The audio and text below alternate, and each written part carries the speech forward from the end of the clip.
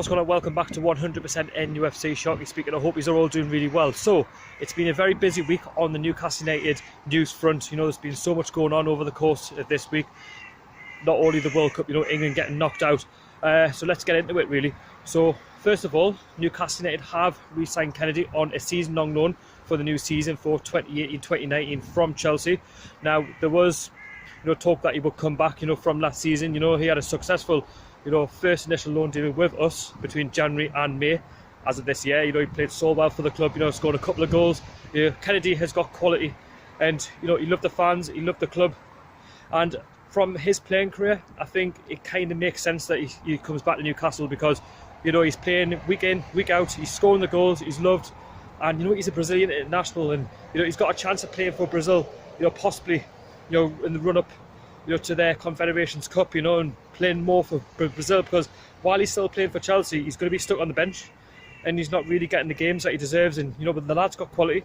And going into last season, you know, when we first came into the Premier League from the Championship, he didn't really, you know, get the games, you know, for Chelsea, and we didn't really have the quality either, so we were struggling, you know, in the Premier League as of last season up until about Christmas. Then when we signed him, you know, he just had a really good debut against Crystal Palace, you know, then it just really kicked on from there, and, you know, we started to win games, we started to beat the bigger clubs, and he was a massive impact to why we finished, you know, 10th place in the Premier League last season. And the lads, you know, loved, you know, by the fans, and I'm hoping, you know, he has another good season for us for the 2018-2019 Premier League campaign. You know, I've got high hopes for the lad, and the lad's got, you know, abundance of talent, and he could do things that Oscar possibly can't do going forward, and he's got that quality. Technically he's a full-back, but we've been playing him on the wing, and, you know, he's blossomed, he's played well, and, you know, you can only credit him for that. And, you know, he's going to be playing more football next season, and I hope that we do have that option to buy from Chelsea, you know, as of next season. You know, I would definitely pay up the region of, you know, 20 to 25 million pound for Kenedy,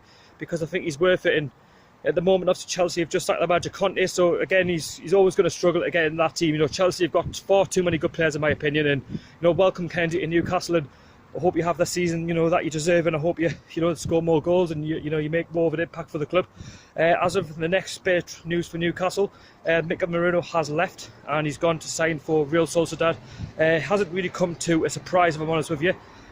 He's not really had the impact that we imagined when we signed him from Borussia Dortmund for the money that we paid for him. You know, you could argue, you know, was his heart really in it?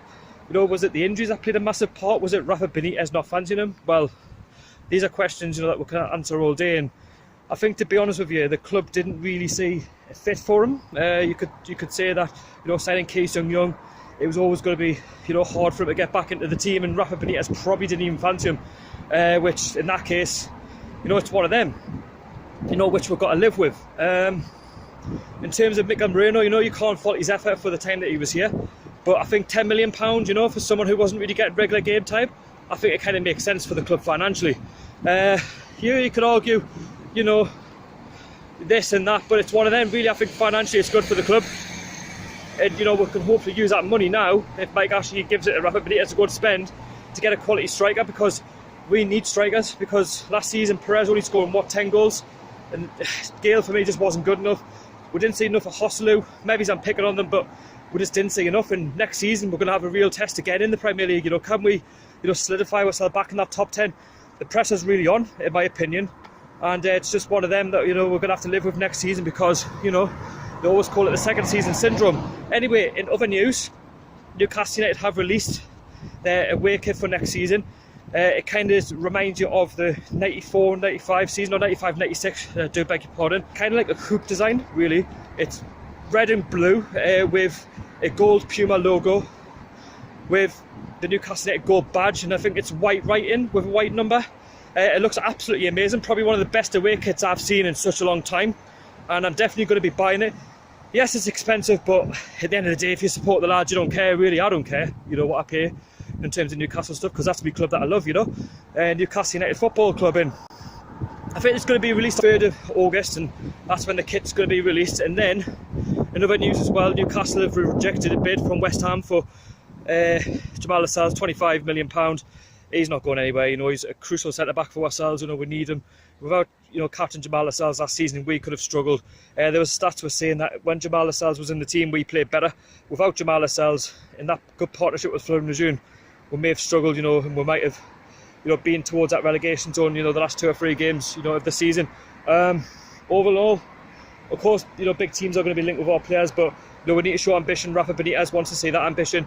He's still yet to sign his contract, but I'm sure he will in due course. And we're just got to wait and see, you know, what's going on that front. And it's just, you know, I'm really looking forward to the season, regardless of what happens. You know, as a Newcastle fan, you've got to be optimistic. I'm optimistic, and you know, of course, the news is going to start building because the lads are back in pre-season. You know, lads are going to be, you know, preparing for the friendlies. You know, we've got the likes of, you know, Hull coming up. They're all in Ireland at the minute, so it's just a case of keeping you up to date. So I do apologise about the late, you know, run of news. Obviously, with work commitments and things like that, there's so much going on in my life at the moment. So just to recap, obviously Newcastle have signed Kenedy on loan until the end of the season. They've also announced their away kit, which is going to be released on the 3rd of August. Mikel Merino has gone to Real Sociedad, and the lads are currently in Ireland at the moment. So stay tuned for more news regarding Newcastle United. Stay tuned, and don't forget to like, share, comment and subscribe. And until the next one, it's been Sharky. I'll see you later. How are the lads?